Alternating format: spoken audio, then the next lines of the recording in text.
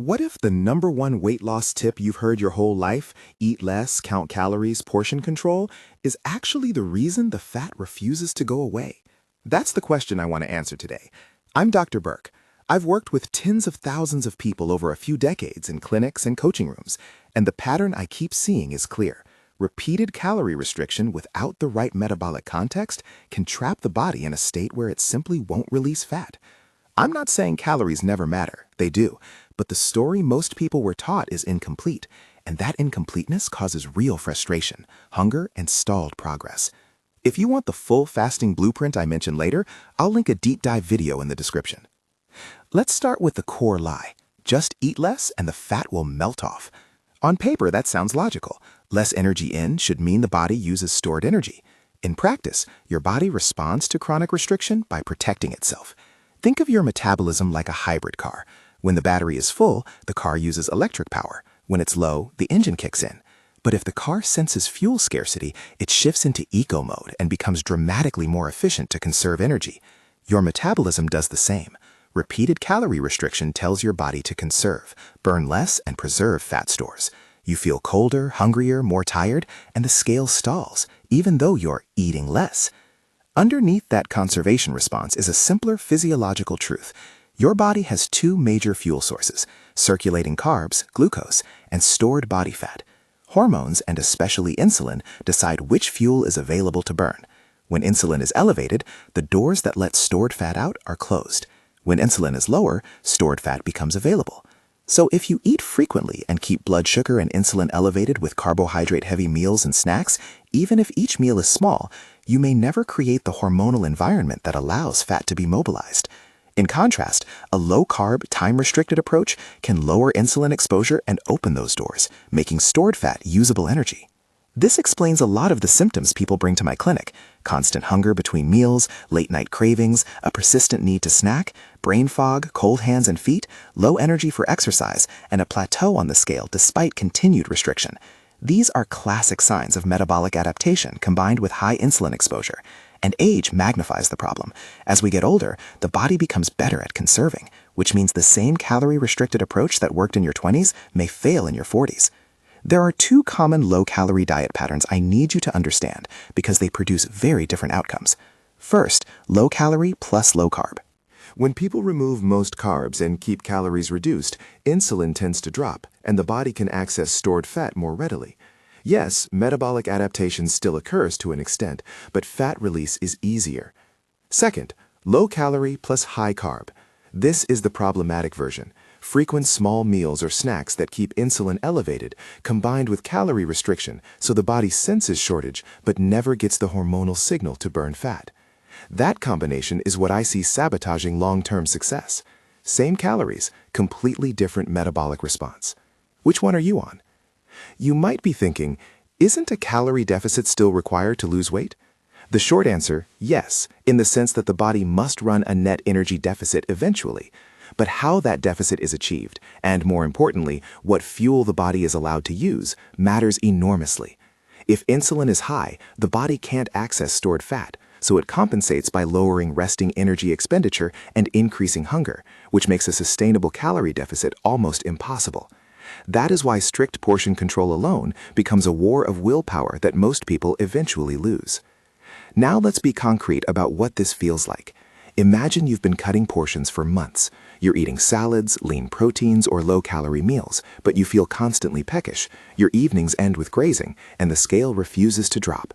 Your sleep is restless, mornings are foggy, and simple tasks feel effortful. You might even notice your digestion is off, bloating, irregular bowel habits, or sensitivity to certain foods.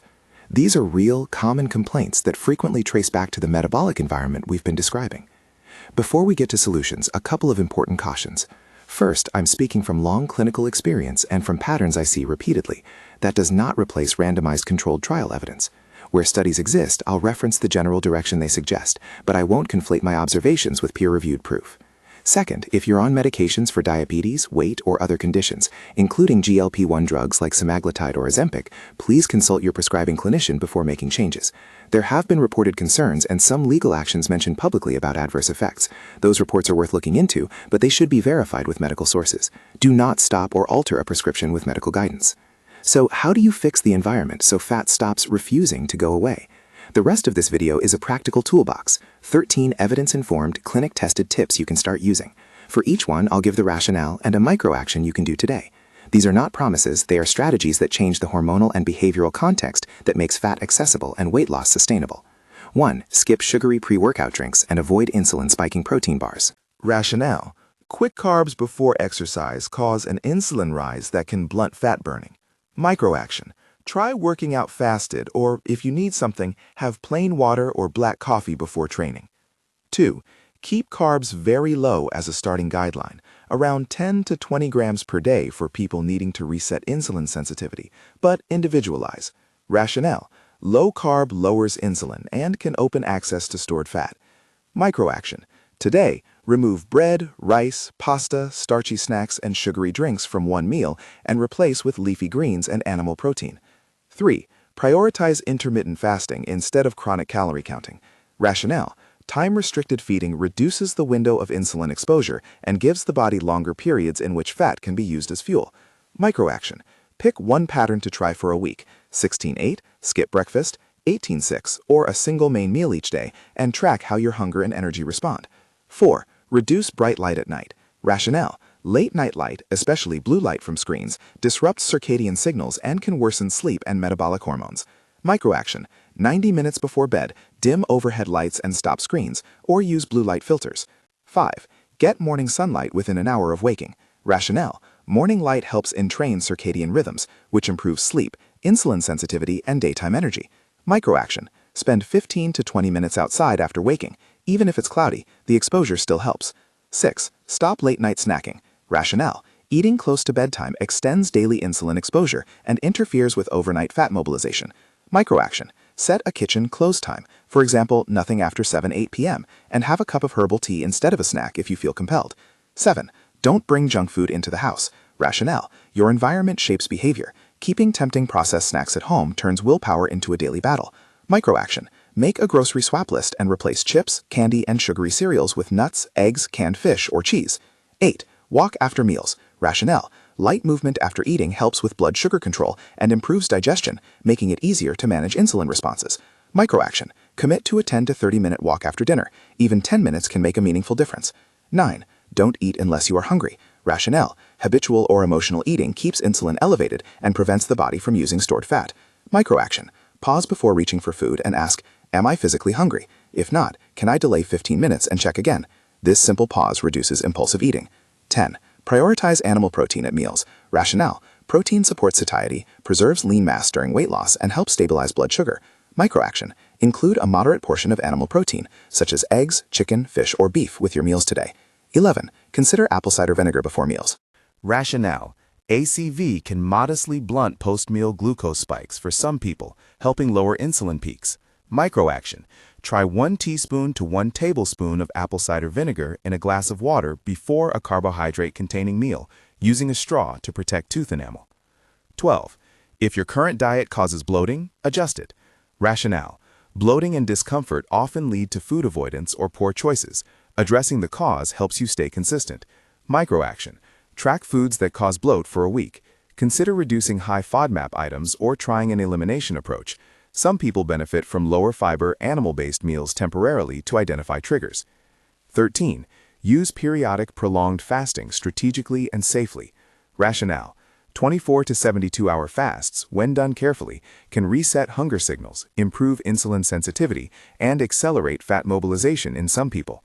Micro-action: research the approach and prepare. Hydrate, plan electrolytes, avoid intense exercise on fasting days, and consult a clinician if you have medical conditions or take medications.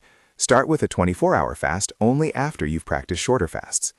A few clarifying points about these tips. First, none of them require constant deprivation forever. The goal is to change your metabolic environment so your body is able to access stored fat reliably.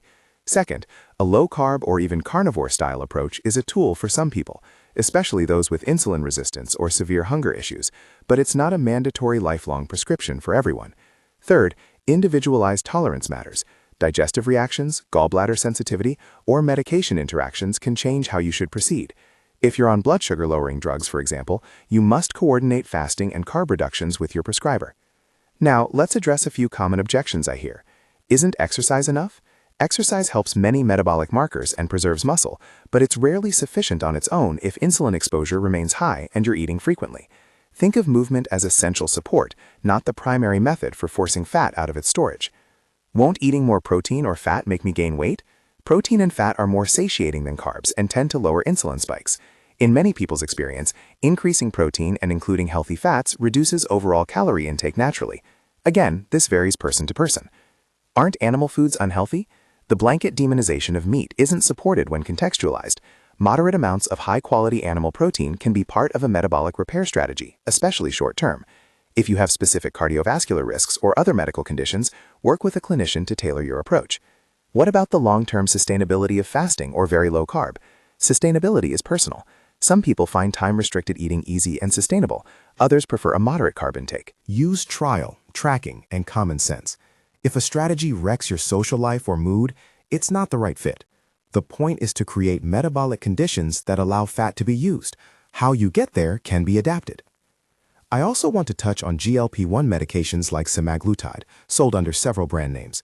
They have helped some patients reduce appetite and lose weight, but there are reported concerns and ongoing legal and regulatory discussions in the public domain about potential side effects. If you're considering such medications, evaluate the benefits and risks carefully with your prescriber. Don't rely solely on social media anecdotes. Ask for up-to-date safety information and understand how a drug might interact with fasting, low-carb diets, or other changes you make. At this point, you might be asking, what does a simple, actionable plan look like if you want to stop the fat refuses to go away problem? Here is a pragmatic starter framework I use clinically. Treat it as a template, not a prescription. Reduce insulin exposure through time-restricted eating. Try skipping breakfast or compressing eating to a 6 to 8 hour window for a few weeks and observe energy and hunger.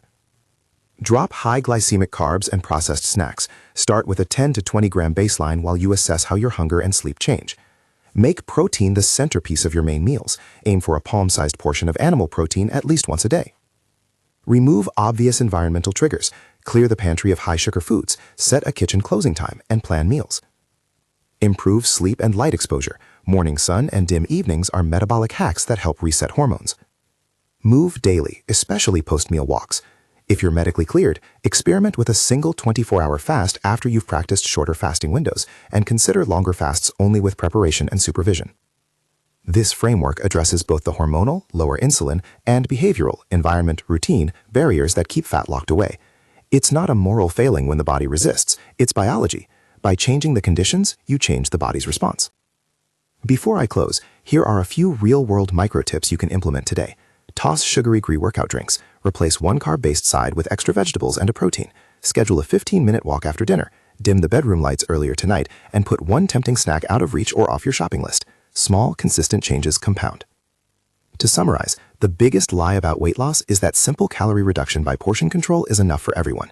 For many people, it creates metabolic adaptation and keeps insulin high, and that combination prevents stored fat from being used.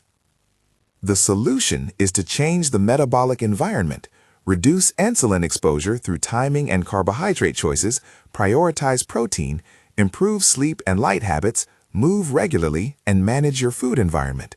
When you change the environment, fat stops refusing and becomes usable energy again. If this message resonated, take one step today from the list above. Even one small change matters. If you're serious about learning how fasting can accelerate these changes, check the fasting deep dive linked in the description for a practical blueprint. If this helped, subscribe and watch the fasting video next, or download the quick start checklist in the description to keep these 13 tips handy. You don't need perfect willpower, you need the right strategy. Keep at it. With the right approach, your body can and will respond.